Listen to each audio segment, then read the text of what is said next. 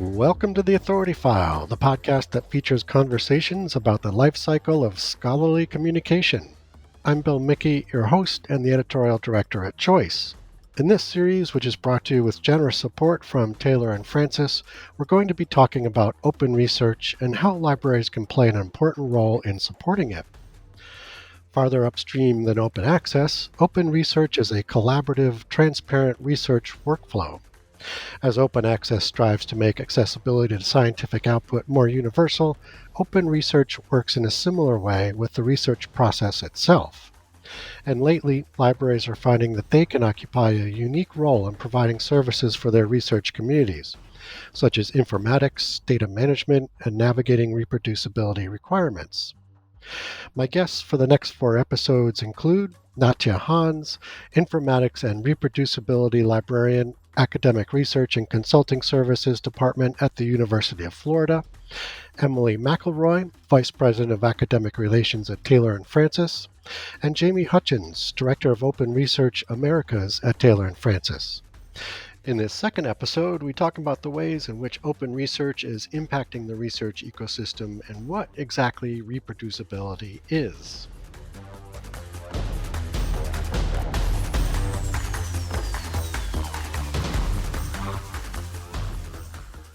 So, Jamie, you mentioned previously that compared to open access, open research has a greater capacity to impact the research ecosystem.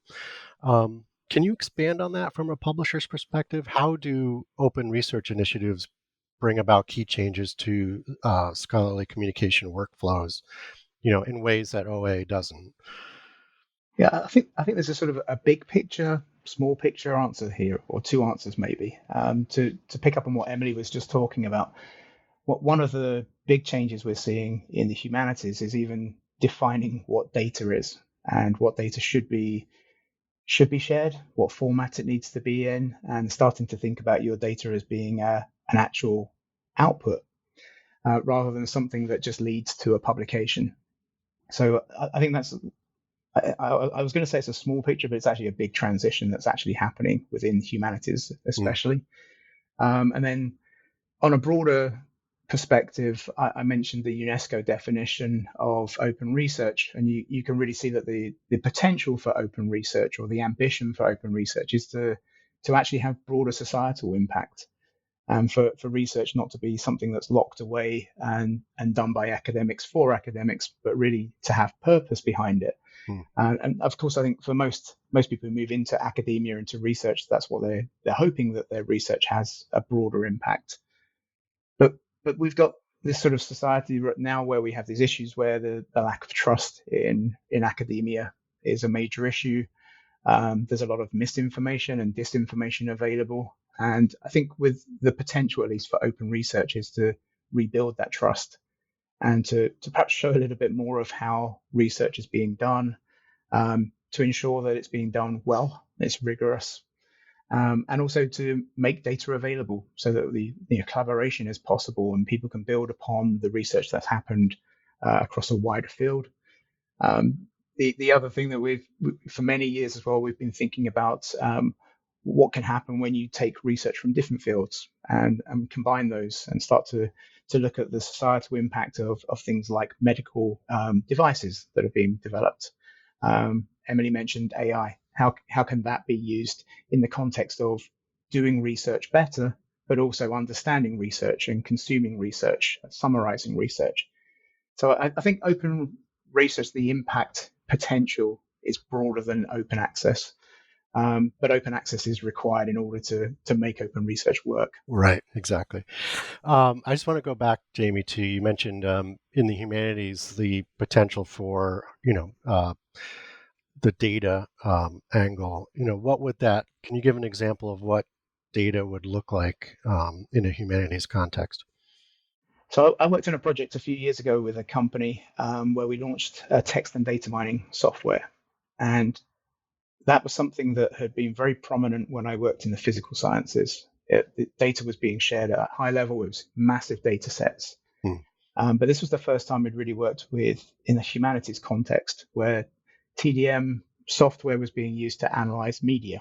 For instance, they were They were taking massive inputs from news media and analyzing misinformation around COVID, for instance. Right. So, I mean, that's just one example, but this was where there's always been this feeling, I think, that I don't have data as a humanities researcher. And actually, it turns out there's a lot of different data. It's having to think about what you're doing and think about how people might want to either use or understand that data, and not sort of locking away the potential of that information. And this was something actually Natya and I worked on a webinar last year. And one of the things we were talking to our audience there about was, how do you format your data even? And how do you make it available? Quite often it's, from a publisher perspective at least, it used to be supplementary material. Mm. Would be a PDF, and there would be just a chart or a table in the PDF. And that means that anybody who wants to understand that data, to use it in a different context or to build upon it, they either have to find a way to extract that data from a PDF. They have to be able to validate it. They perhaps don't have the background information available. They don't have the code that was used to create it or the software. So I think there are lots of issues here. And again, I think Natya's worked more directly in this particular area, and with her team supporting people in the humanities to really think from the beginning of their research project, when they're conceptualizing it, how to create data in a format and think about sharing it in a format that others can use. Mm-hmm. So yeah, I want to pick at this just a little bit more, and maybe this question goes to Natya, but I mean, the data that comes out of humanities research, for example, is that primarily used for the benefit of other researchers working in the same discipline, or can it be something that's produced and published for farther downstream for end users, for lack of a better word? So I think it can be done both ways as well, because so the kind of data that we're used to thinking in terms of when we talk about data is like, text and tables. But with humanities, the data is not same. Like the data formats are not same either. So there's more media, there's video recordings, there's audio recordings, depending on the humanity field that we're talking about, right? So you might have started a project thinking that this is what we're going to analyze down the road, but while in the process of actually doing that research project, you might think this might be useful for some other project or some other Mm. aspects of the research that you have never thought of before. So I think having that perspective from the beginning is very important to make sure that you have data in a format that will be useful. Another thing is, because we're talking about data format right now, there's no standards for data format anywhere, and it depends different across lab, different across institutions. Even if, like, I think one of the first step is to make sure that we have standardized data format requirements. Mm. So making sure that it's accessible to all researchers, even if the researchers are coming in the same lab, even if the same researcher 10 years down the line or 5 years down the line, you're looking at the same data, because the data that you have collected once, it doesn't mean it's one time and done. You can actually end up using it again and again for a different project, for a different, a research question as well. So having those standardized data formatting requirement is very important, but it's at the same time, it's really hard to do as well, because not every data is same. Not every data project is same as well. Excellent, thank you. Um, Emily, I just wanted to go over to you real quick. Something that Jamie mentioned a little bit earlier about the impact of open research on, uh, the research ecosystem. You mentioned sort of the opportunity for other disciplines to be pulled into the process. Does open research have the potential to sort of, I guess, accelerate interdisciplinary, cooperation on research in general?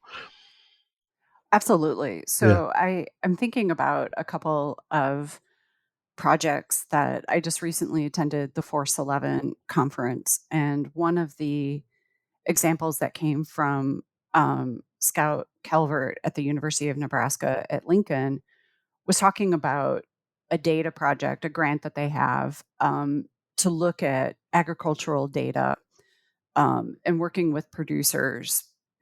And they have various subgrants, but say, for example, in the state of Nebraska, looking at ranchers and farmers and their data and bringing this together and helping the producer community use this data.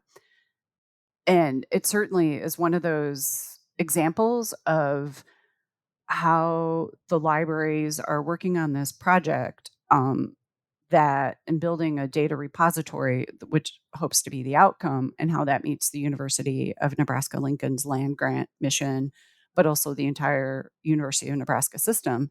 And in talking with her afterwards, I mentioned about the work that's happening at the University of Nebraska Medical Center around health, environmental health, especially for the ranchers and farming communities, and what types of devastation that they're seeing, such as flow from the fields into the water stream and things like that. And the idea of combining the data that's coming from these providers, these ranchers and farmers, with the research that's coming out of the College of Public Health at UNMC, I think would be a great combination.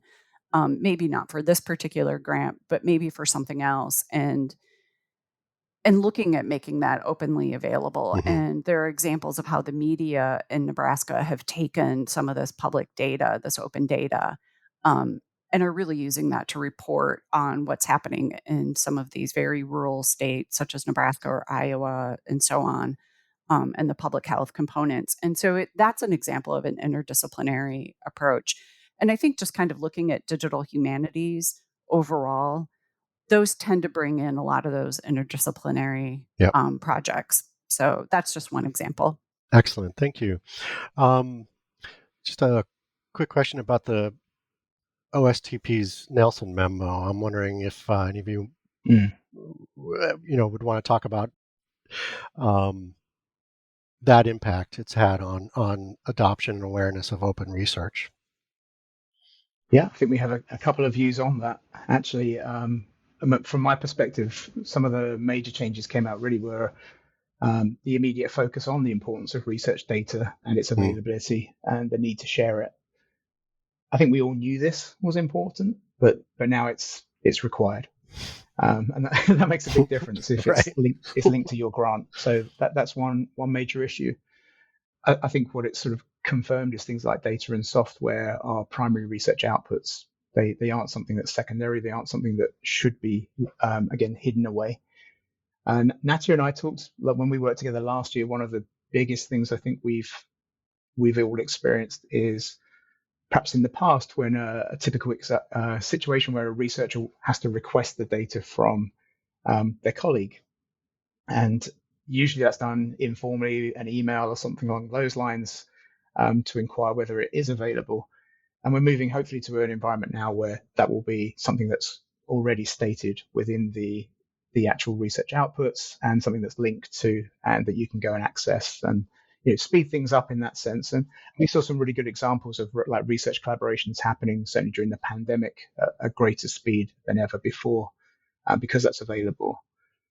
And I think the other thing really is the other big significant thing, at least from my perspective, my analysis here, is that the Nelson Memo required smaller funding agencies to also focus on their policies. So I think previous mandates and advisories had looked at the large, I think it was $100 million plus funding agencies, whereas the Nelson Memo focused on all federal research agencies. So some of those are refreshing policies that perhaps needed to be rethought. There's a lot more collaboration going on between those agencies. They're advising each other. Those that are more experienced are advising perhaps the smaller ones. And it's really interesting. It's forcing a discussion and consideration in different disciplines. Like, for instance, we've been involved in discussions with in humanities and education, which you might expect for Taylor and Francis. These are big sort of areas of focus for us. Right. And I think previously the focus has always really been on medical and physical sciences. So I think they're two examples of big change. Excellent. Thank you, Jamie. Natya, I want to go over to you and talk about something that you've worked on in your role and that has come up in your academic background, which is the issue of reproducibility. In fact, it's literally in your job title. Can you explain what reproducibility is? I mean, I think we've been kind of touching on this a little bit here and there as we've been talking, and why that's important. And also, what are some of the roadblocks impeding research reproducibility? Sure. So simply put, when we think about reproducibility, it's making sure that we have consistency of results. So when we are talking to a researcher, they're able to duplicate the results of a study using the exact same materials and same procedures as were used by original investigator. So making sure that you have the exact same results as the published results that were there from a previous researchers as well. So make in this scenario that having an open data along with the publication actually helps the other researchers to make sure that your research is reproducible, because it helps with the researchers to have access to the same data, same level of code, same type of analysis as well. It makes the research transparent, so which is very critical, because as Jamie mentioned, that it develops a trust between the readers and the research outputs, and it leads to a better output of research.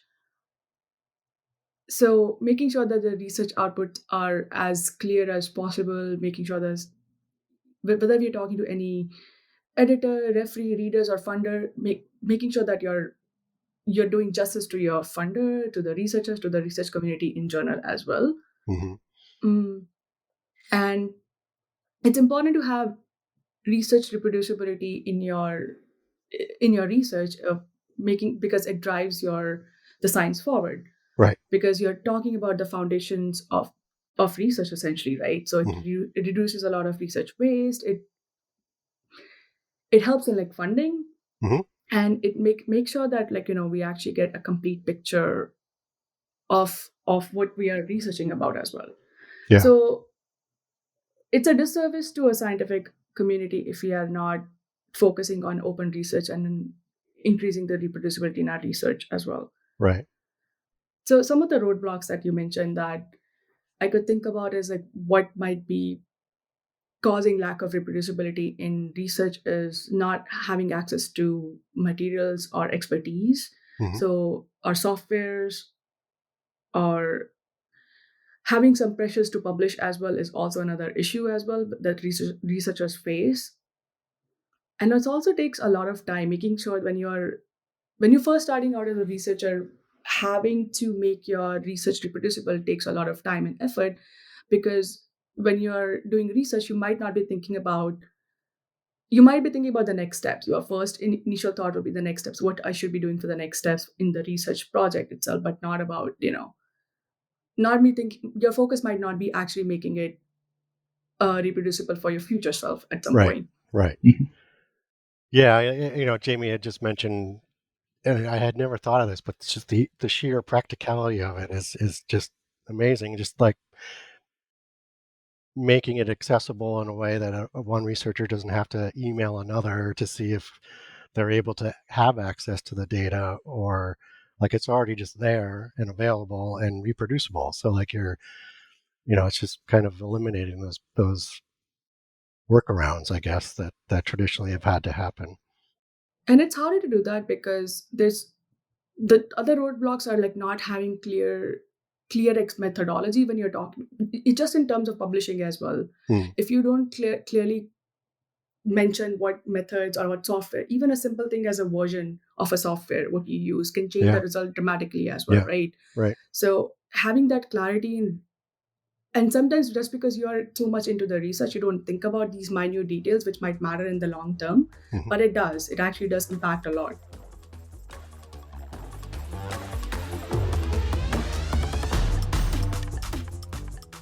You just heard from Natya Hans, Informatics and Reproducibility Librarian in the Academic Research and Consulting Services Department at the University of Florida, Emily McElroy, Vice President of Academic Relations at Taylor & Francis, and Jamie Hutchins, Director of Open Research Americas at Taylor & Francis. This episode was brought to you with generous support from Taylor & Francis. Join us next week when we have a more in-depth conversation about the ways in which libraries, no matter what size, can support open research, including the unique skill sets necessary to work with research offices. As always, underwriting opportunities for the Authority File podcast are directed by Choice's advertising director, Pam Marino, and all of our episodes are produced and edited by Choice's digital media producer, Sabrina Kofer, with support from digital media assistant, Ashley Roy. That's all for this week. Thanks for joining us.